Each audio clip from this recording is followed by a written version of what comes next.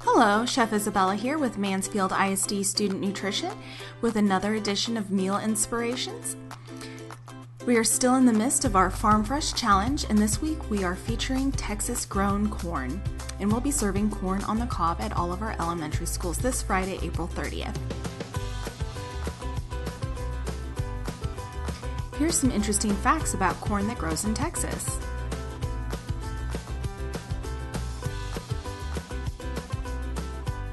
Today we're going to show you how to roast corn in the oven, in addition to making a sweet corn and zucchini pizza.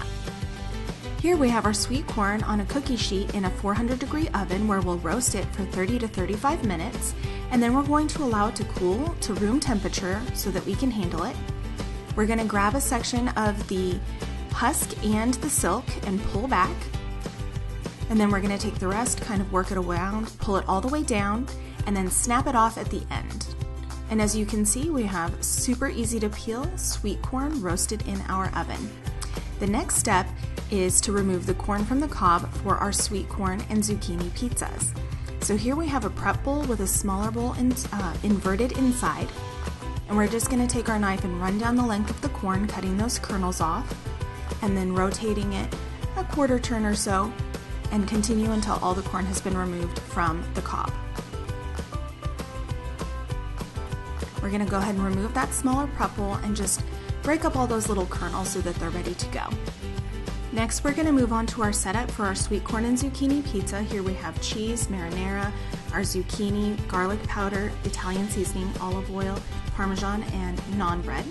And here we have our zucchini. We're going to cut off the top and the bottom, and then we're going to use a vegetable peeler to go ahead and make super thin slices. So we'll just cut several of those. That looks like enough. So here we have our mini naan breads on a cookie sheet, and we're just going to rub the edges with a little olive oil to make a nice crust.